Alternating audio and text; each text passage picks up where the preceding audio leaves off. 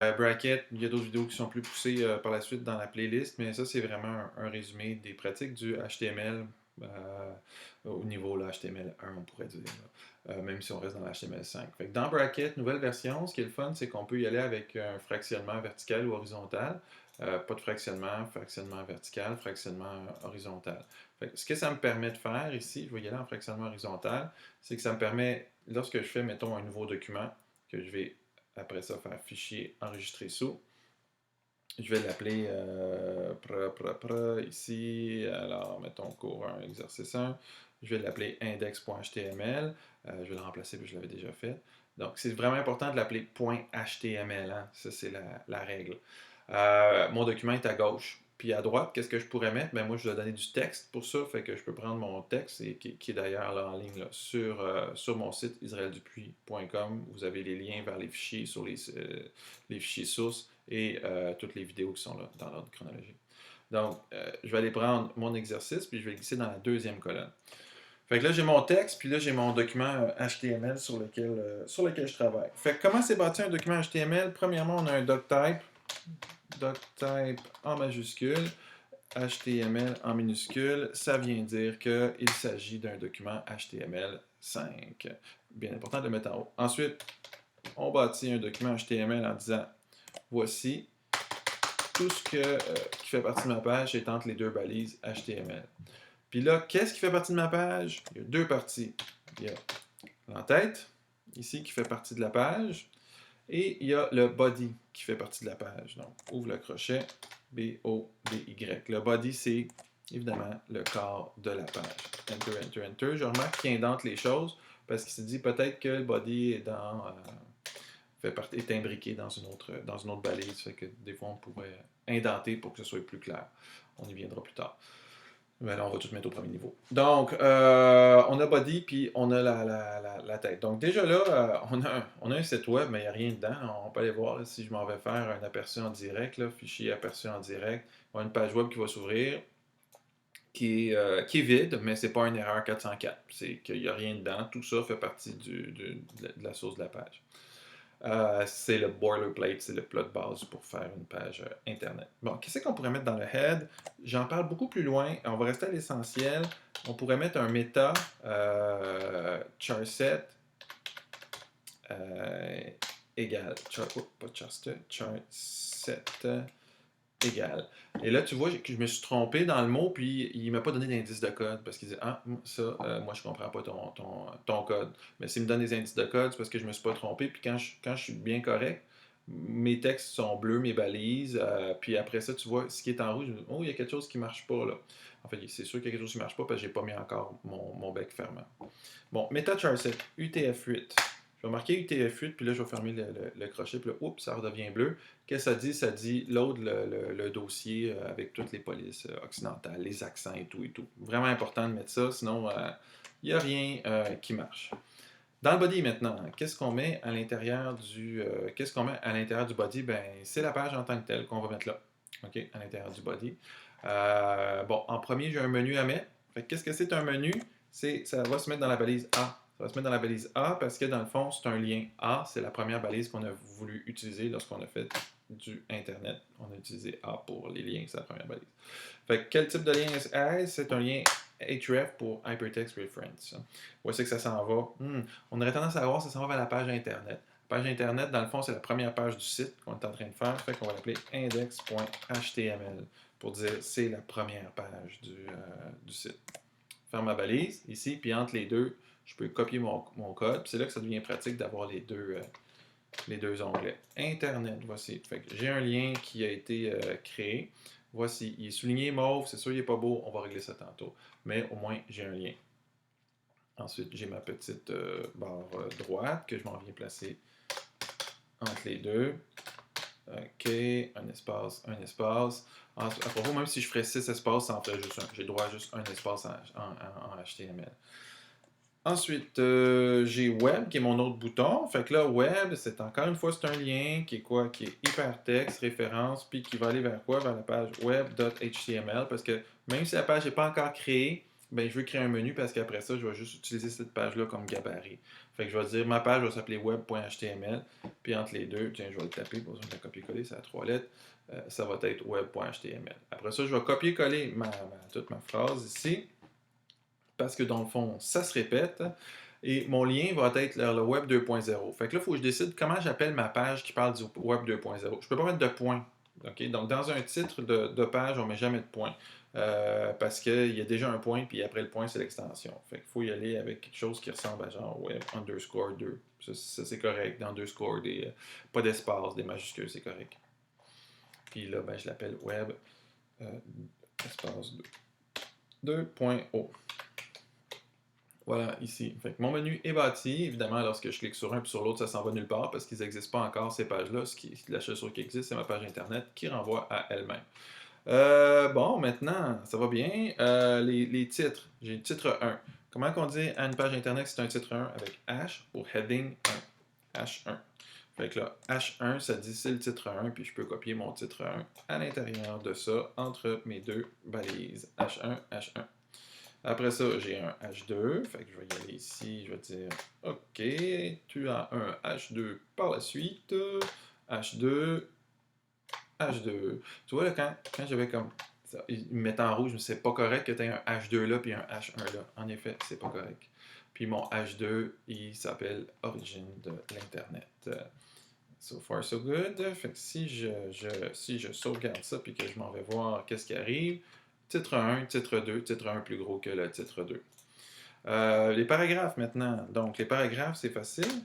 C'est juste un P ici. Donc, P pour paragraphe. Puis j'ai juste à copier mon paragraphe entre les deux P comme cela ici. Simplement. OK? Donc, paragraphe 1, paragraphe 2 ici. Et je vais aller copier mon deuxième paragraphe entre les deux balises de paragraphe. Fastoche. Maintenant, je sauvegarde, on va checker paragraphe 1, paragraphe 2, puis on remarque que l'espace interligne n'est pas le même que l'espace interparagraphe. Évident. Maintenant, pour mettre une image, ouvre le crochet et on s'en va écrire IMG. En écrivant IMG, il comprend que c'est une image qui s'en va là. Quelle image? SRC. SRC égale, ici, oups, j'ai pas fait mon C, SRC égale, puis là, tu vois dessus, je fais égal, fait qu'il dit, ah, tu veux mettre une image, laquelle tu veux? arpanet.png parce que c'est ça que j'ai dans mon texte ici. Ensuite, je voulais mettre une source. Bon, la source, qu'est-ce que c'est? C'est comme un titre dans le fond, mais un petit titre. Donc, c'est quelque chose qui est important, mais pas tant que ça. Fait que tiens, je vais la mettre en H6. Comme ça va y aller très petit. Je sauvegarde, je vais voir. Ouais, voilà, menu, titre 1, titre 2, paragraphe 1, paragraphe 2, mon image et ma source. Bon, là, c'est hyper laid parce qu'il n'y a pas de formatation. Ça, c'est exactement comme ça que le web était dans les années 90, c'est-à-dire là où le web a été inventé. Fait que là, ça, c'était hot en 90, puis là, ben, actuellement, c'est laid. Fait qu'il faut venir personnaliser ça. Fait que comment on fait pour personnaliser ça? On va utiliser les styles. Ça, ce qu'on a fait à date, c'est du HTML. Ce qui fait la mise en forme du HTML, c'est les styles. On va y aller avec ce qu'on appelle inline, c'est-à-dire mettre le style directement dans les balises. Par exemple, si je voudrais que le corps de ma page, tout ce qui est à l'intérieur de body qui ouvre et body fermant, que tout ça ici soit en Arial, par exemple, il faudrait que je dise à body, style, et là, tu vois, il y a deux petits guillemets qui arrivent. Et là, tout ce que je vais mettre entre ces deux guillemets-là, ce seront des règles CSS. Et ces règles de CSS-là vont venir formater le contenu qui est dans toute ma page. Et j'en dirai pas trop dans Body. Je vais dire, mettons, OK, je vais avoir font-family. OK, c'est quelle police, c'est quelle famille de police. Oh, avec juste un L, pardon, je fais tout le temps cette erreur-là. Font family, 2 points, la police, point virgule. Fait que ça, c'est une CSS, une règle. Font-family, 2 points, Arial, point virgule. Déjà, si je sauvegarde ça puis que je m'en vais voir dans Google, pouf, ça s'est changé en Arial. Déjà moins pire. OK? Fait que j'en dirais pas plus pour le body. J'ai pas d'indice de code parce que dans le fond, je suis inline. Je suis pas nécessairement supposé être inline, c'est pas une super bonne pratique, mais c'est important quand même parce que des fois, quand on est pogné dans WordPress ou dans eBay ou dans des CMS qu'on contrôle pas, il faut aller coder inline comme ça. Donc, c'est important de comprendre la logique de cette affaire-là. Mais si je ferais un site, je me ferais une feuille CSS à l'externe, comme je vais vous montrer dans les autres, comme je montre dans les autres tutos. Fait que donc, on a notre style qui est là pour le body. À cette heure, les liens sont hyper là. Je voudrais les tasser. Je voudrais toutes les tasser. Fait que je vais toutes les mettre dans un paragraphe. Fait que je vais ouvrir un paragraphe. Parce que le paragraphe, c'est une balise bloc. Alors que le A, c'est une balise ligne. C'est une balise qui ne fait pas un bloc, donc je peux pas. Si je tasse le A, ça va être tasser un lien à la fois. Fait que moi, je vais tasser tous mes liens. Fait que j'ai comme enroulé le P, P ouvert, P fermant, puis entre les deux P, j'ai mis mes liens. Voyez-vous? Puis là, ben, à mon P, je peux dire style égal, style égal. Qu'est-ce que j'ai fait comme erreur? P, espace, style, enter. Voilà, je l'ai eu. Donc, style, puis là, ben, je vais dire ce que je veux dire à ça. C'est déjà en Arial. Je pourrais le mettre avec d'autres attributs. Tiens, je pourrais le mettre. Tiens, je vais le tasser. Je vais y aller avec margin, 2 points. Puis là, je vais mettre une marge. Alors, si je mets une marge de, par exemple, 20 px, point virgule, donc margin 2 points 20 px, point virgule, ce que ça va faire, c'est que ça va venir tasser mon paragraphe. OK? Tous mes liens qui sont ici. Ça, tu vas me dire, comment il faut toutes les retenir par cœur. Regarde, mettons que tu cherches quelque chose, là, tu vas dire font, bold, HTML. Tu vas dans Google, tu tapes ça. Mettons, tu veux mettre ta police en bold. Tout de suite, en fait, c'est pas des HTML, c'est des CSS. OK. Tout de suite, tu vas tomber, le premier lien en haut, c'est toujours W3 School. Puis c'est tout le temps la bonne façon de le faire, ce qu'ils disent.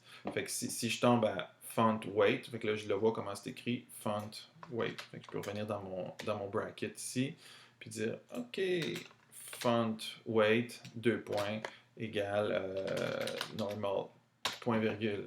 OK? Fait que là, tous mes liens vont être en normal.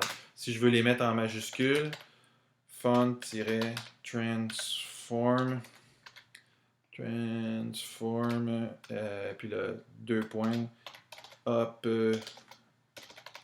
uppercase, point virgule, ça va les mettre en majuscule.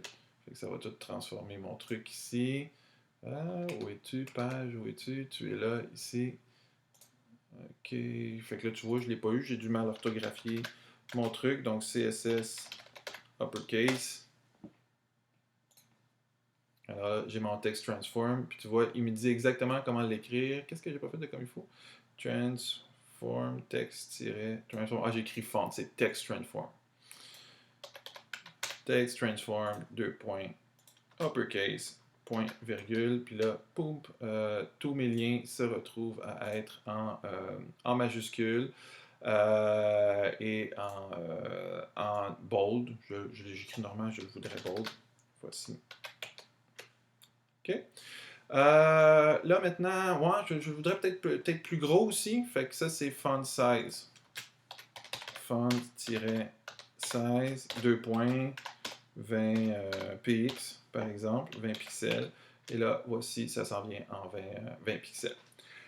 Attaquons-nous maintenant au problème du souligné bleu. Ça, lui, par défaut, les liens sont toujours soulignés. OK? Fait qu'il faut vraiment que j'aille dans chacun des liens et que je dise style, ici, égal. Et là, il faut que je dise text, 2 points, decoration. C'est pas comme ça, c'est text-decoration. Ça, c'est la règle. Et là, on va dire text decoration, 2 points, none, point virgule. Donc, si je teste ça ici, poum, OK, on voit que mon premier, il n'y a plus le text decoration. Je vais continuer parce que je vais juste copier cette règle après. Donc, je veux qu'il soit text decoration norm. Puis l'autre affaire qui est problématique, c'est qu'il va tout le temps mettre ça en couleur bleue ou quelque chose comme ça. Donc, je vais aller avec couleur. Et là, 2 points, puis je vais écrire blanc. BLACK ici. La majorité des couleurs, là, noir, blanc, jaune, rouge, on peut les écrire comme ça. C'est disponible là, sur Internet, l'information à savoir. qu'est-ce qui sait pas, sinon on utilise un code hexadécimal avec un crossillon devant. Là. Donc, hashtag 00000, point, ça va nous donner le black. Fait que ici, j'ai mes liens qui sont là. Voici, ça commence à être pas pire. Mon Internet, il est comme ça. Fait que si je veux avoir la même affaire dans chacun des liens, j'ai juste à copier ça ici et à mettre ça dans chacune de mes, dis-je, de mes règles ici. Tu vois, oups, tout est devenu orange. Il faut que vous soyez attentif là, quand tout devient orange parce que vous avez fait une erreur. En effet, j'ai oublié mon deuxième guillemette. Puis il m'en manque un ici. Il m'en manque un ici. Il me manque ça. Toujours après le href ici. Voici. Fait que voilà ça. J'ai mon menu HTML qui est cool. Ça va bien. Ensuite, mon H1. Ben, mon H1, même affaire. Dans le fond, je peux déjà comme copier les choses que j'ai déjà fait. Hein. Déjà, mon paragraphe ici pour les liens, il y avait un certain format que j'aimais. Donc, je vais venir copier-coller la règle ici. Et ça va déjà être de la certaine manière, puis je peux aller le personnaliser. Fait que, mettons, moi, je le voudrais bold, je le voudrais en uppercase, mon titre, mais je voudrais qu'il soit 40 pixels au lieu de 30 avec les marges de 20. OK? Voilà, peut-être même... Oh, j'ai changé à margin, j'ai pas changé à margin, font size 40, là je vais mettre 40 ici. Voilà, ok.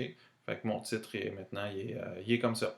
Même affaire pour mon titre, c'est peut-être un petit peu gros 40, hein? Ouais, moi aussi je trouve.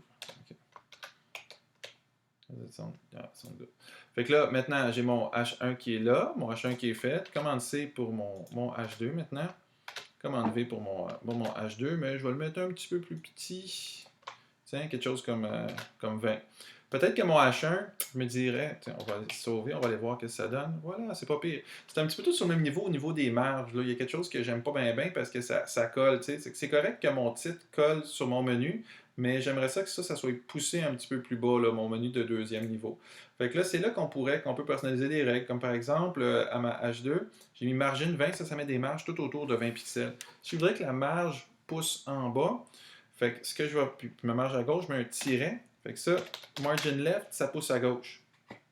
OK? Puis là, je vais utiliser cette règle-là, mais je vais dire margin bottom. Alors, margin bottom, ici. Bottom. Puis là, je vais y ajouter peut-être, mettons, je sais pas moi, une certaine distance en bas. Donc, tout de suite, ça pousse en bas un peu plus que ça pousse en haut. J'ai fait ça ici. Dans le fond, c'était en haut que je voulais le faire. C'était pas ici. Margin. Et lui, je voulais que ce soit juste margin 20. Mon deuxième texte, mon H2 ici.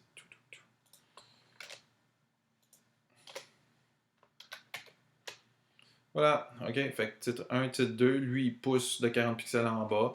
Puis, dans le fond, c'est toujours la même histoire. Là, mon texte, mettons mon paragraphe, qu'est-ce que je pourrais bien y faire? Mon paragraphe, je pourrais y mettre une règle de style, style, même affaire. Mais lui, je pourrais mettre, j'ai pas grand-chose à lui dire dans le fond. Là. Je vais lui dire margin-left 2.20 px. Je vais dire juste ça, point virgule, pour qu'il soit un petit peu poussé, mon premier paragraphe. Puis je pourrais le mettre, ouais, il est trop long. Tu sais, quand j'ouvre comme ça mon paragraphe, là, j'aime pas bien que ça se rende jusqu'au bord de la page. Fait que ce que je pourrais faire, c'est que je pourrais dire width, donc le width, ça va être la largeur, 2 points, puis je vais le mettre la largeur de mon image, mettons, 600px. Fait que ça va venir faire que mon paragraphe ici est de la même largeur que mon image. Peut-être un petit peu plus intéressant. Donc, même affaire pour mon deuxième paragraphe. Ici. Deuxième paragraphe. Ici. Et là, voilà, on s'y fait. C'est un petit peu tout aligné du même bord. Mettons que je voudrais avoir mon menu à droite, toi. T'sais. Ben, dans les styles ici, c'est juste ça. C'est juste texte-tiret. C'est juste ça. Comme si vous le saviez. Si vous écoutez, parce que vous ne le savez pas. Mais text align, 2 points, puis là, left, puis right. R-I-G-H-T, point virgule. Fait que ça va faire que dans le fond, mon menu s'en va à droite. Bon, j'aime mieux ça. Ça dynamise un petit peu le truc. Et mon image est là, puis ma source est là. Donc ça, c'était vraiment les rudiments là, du HTML. Mettons qu'on veut faire un lien, c'est la seule chose qu'on n'a pas faite dans cette page-là. Tiens, mettons, je veux faire un lien sur Wikipédia pour que ça pointe vers Wikipédia. Ben, avant Wikipédia, je vais faire A, puis là, je vais faire href, encore une fois. Mais là, je vais aller taper l'adresse de Wikipédia pour faire un lien. Ou le copier-coller, là, dans la page 2, vous avez un lien à copier-coller. Fait que, mettons, je vais aller sur Wikipédia ici. Faut pas trop se fier à Wikipédia, là, évidemment, là, mais bon, c'est juste pour la démo ici. Commande V. Faut pas se fier pour tout, mettons. Puis là, je vais mettre mon A après Wikipédia. Fait que comme ça, tu vois, mon Wikipédia est entre deux A, mon source n'est pas entre deux A. Fait que c'est juste Wikipédia qui pointe vers Wikipédia, ici. Okay. Puis là, tu décides si tu veux enlever le souligné bleu en allant personnaliser là, les liens de la même manière que je l'ai fait, ici. Fait que ça, c'est facile pour faire une page web. Maintenant, pour faire une deuxième page web, ben, tu fais juste fichier enregistrer. Puis après ça, tu fais fichier enregistrer sous. Puis tu lui donnes le nom de la deuxième page de ton site. Comment l'avais-je appelé? Je l'avais appelé web.html. Web.html. Puis là, j'enregistre ça. Puis là, ben, dans la deuxième page, je personnalise le texte en copiant en collant au bon endroit. Je personnalise les images en copiant en collant au bon endroit. Et les liens en copiant en collant au même endroit. Et en faisant la même chose pour la troisième page, ben, tout mon site va être fonctionnel et je vais avoir un beau site web en HTML.